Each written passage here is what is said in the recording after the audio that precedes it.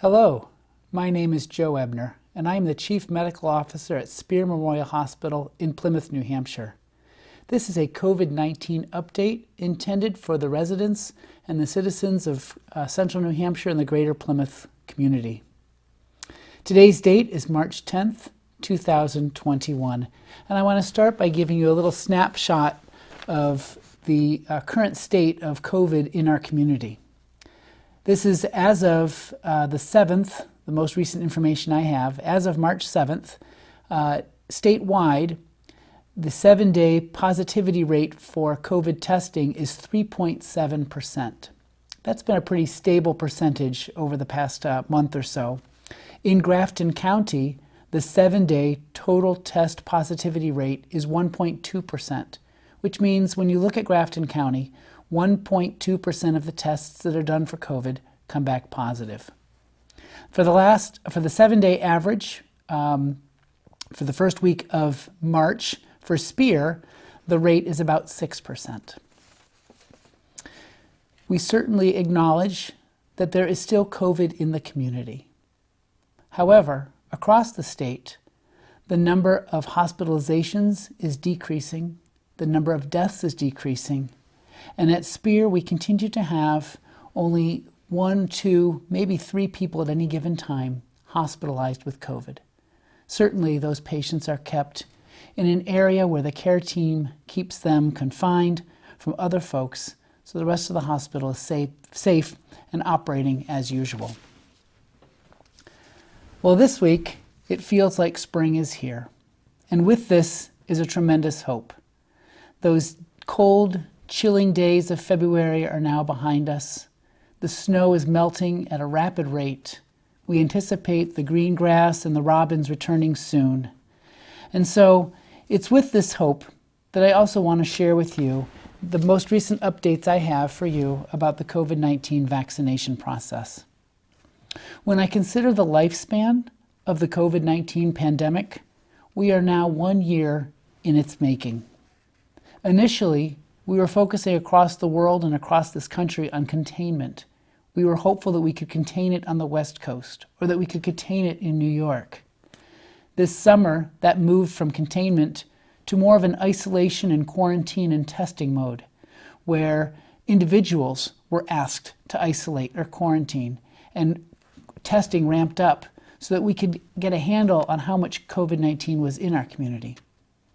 Around December and into January, we began the next phase of this lifespan, which is vaccination.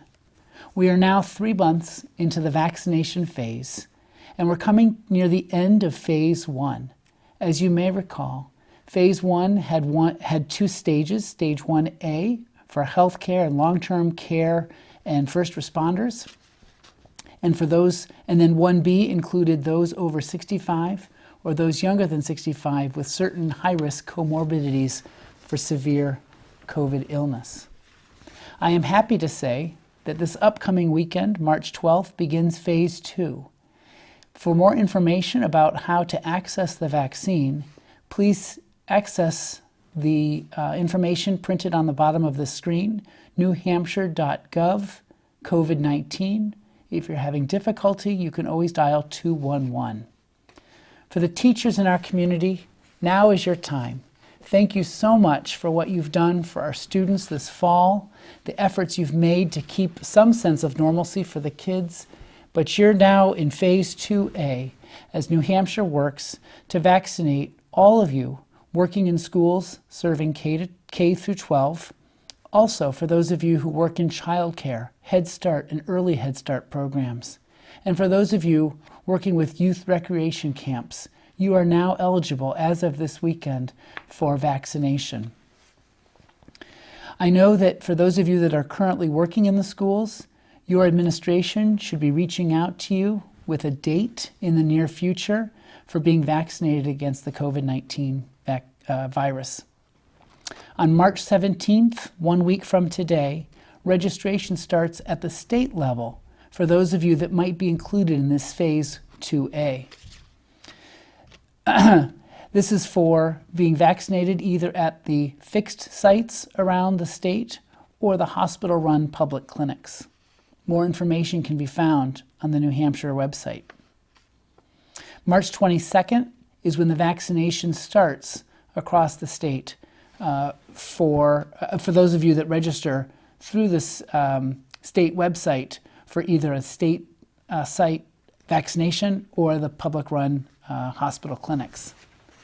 You will need to bring with you, if you attend one of these vaccine sites, either a documentation of your employment with either a school, a child care facility, or a youth camp.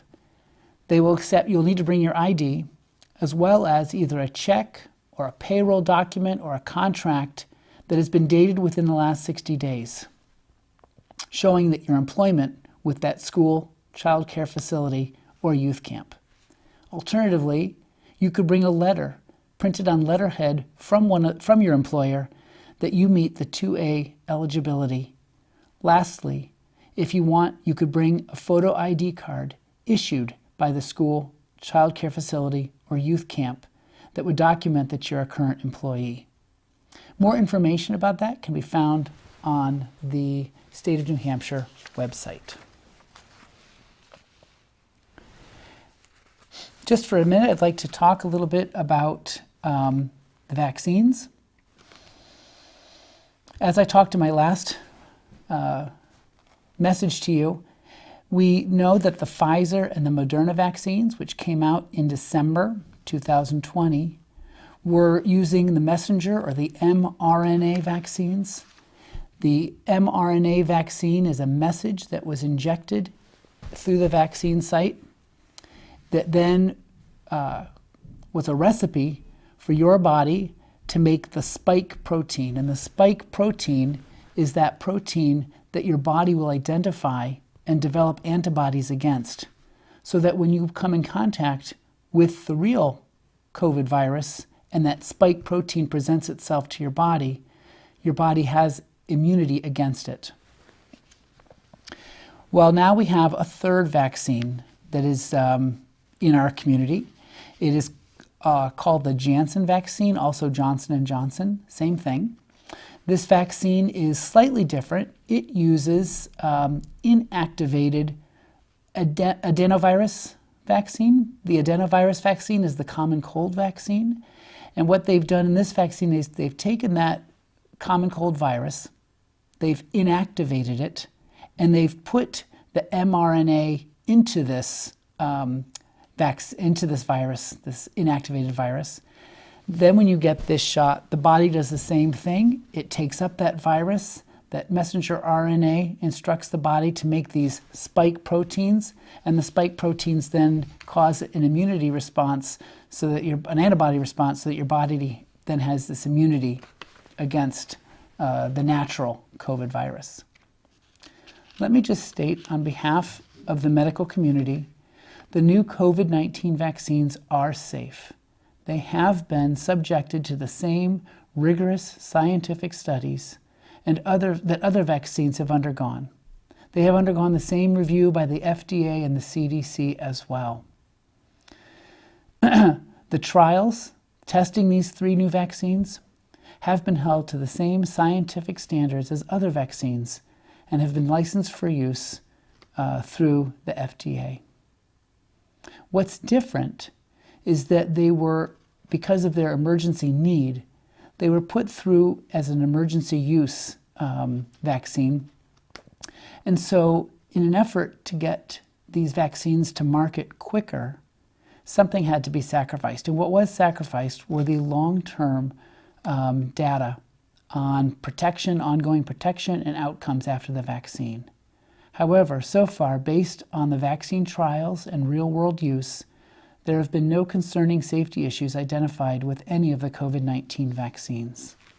Certainly, we continue to monitor, the scientific community continues to monitor the effects of these vaccines now that more and more people are getting them.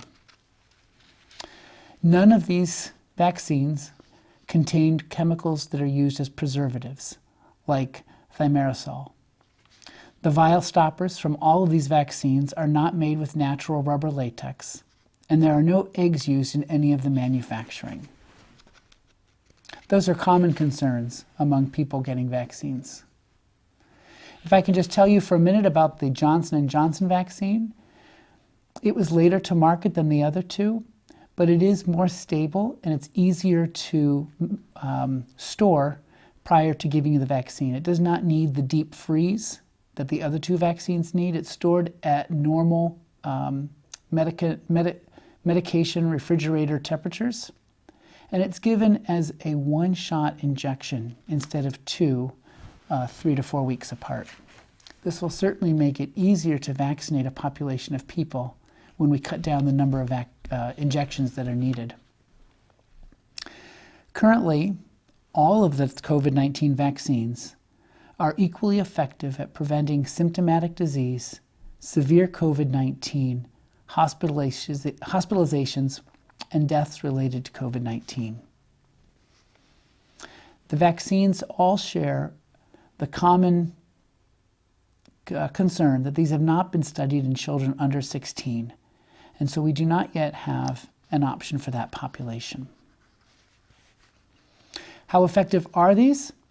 Well, the Johnson & Johnson vaccine, similar to the others, show an 85% reduction in severe COVID-19, 100% prevention in hospitalizations, and 100% prevention of deaths from COVID-19. These are similar statistics to the other two on the market.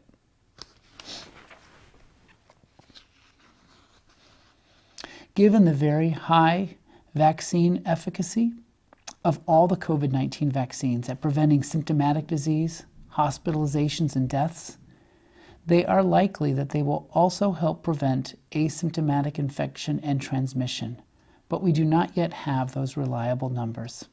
This is important as I discuss some of the effects of the vaccine later in this broadcast. We don't yet know how long a person's protection lasts after the vaccine. At the current time, because the state of New Hampshire receives the vaccines each week from the federal government and then disperses them out throughout the state, people do not have a choice into which vaccine they receive when they arrive at the vaccination clinic. The only exception to this is for those of you who are 16 to 17 years old, you are eligible for the Pfizer vaccine, but not the other two. The CDC does not recommend one vaccine over the other. All the vaccines are highly effective at preventing severe disease, hospitalizations, and death. It's more important that people get vaccinated at the first available vaccine opportunity than to wait for a specific formulation or the other. What are some of the reactions that we're seeing with all three of these? All of them have about an 80% chance of causing pain at the injection site. All of them have about a 10 to 20% chance of causing swelling at the injection site. And all of them have between a 5 and 10% chance of causing redness at the injection site. We call those local injection site reactions. But there are also some systemic reactions that are pretty common among people who get all three of these vaccines. Fatigue happens in roughly 70%, headaches about 60%, muscle pains in about 60%, joint pains about 40%, chills about 40%, nausea and vomiting about 25%, and fevers about 15%. These systemic reactions occur in the first 1 or 2 days and then resolve. Both the localized and the systemic reactions were more common in younger participants compared to older individuals, and they are more common in the second dose than the first dose. And therefore, with the Johnson & Johnson vaccine, we see slightly less reactions because this one has only one dose. There are no specific safety concerns identified with in any of the vaccine studies. But let me talk for just a minute about serious adverse reactions. The frequency of serious adverse reactions overall is low, less than 0.5% chance of any of the vaccines. and not that much different in the studies from the people who received placebo. Important to know, the vaccines were also not more likely, people who got the vaccines were also not more likely to die compared to those who did get the vaccine. The rate of overall allergic reactions in the vaccine studies were low for people who got the vaccine, and the CDC estimates that about 4.5 cases of anaphylaxis, which is a life-threatening allergy, per million doses, 4.5 per million doses of vaccine administered, is within the range reported for other commonly used vaccines.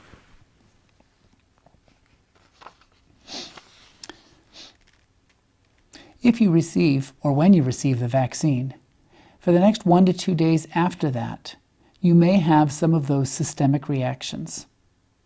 If that happens, drink plenty of fluid, take Tylenol for aches and pains or fever, and call your physician if things do not improve in 1 or 2 days.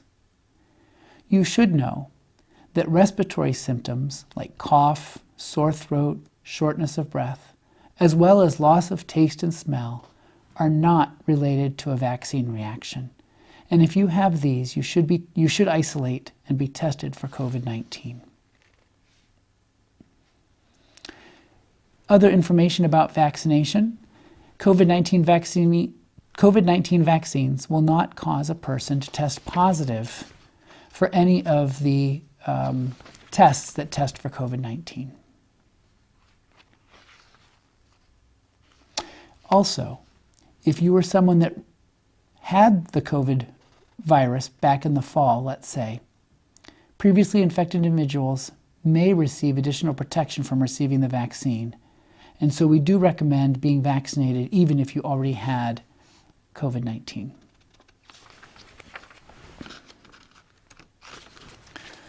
So, as I mentioned earlier, we remain hopeful because it's springtime. But I'm particularly hopeful because of a recently released information from the CDC about how we can lighten some restrictions for people who have been fully vaccinated against the COVID-19 virus. What do I mean by fully vaccinated?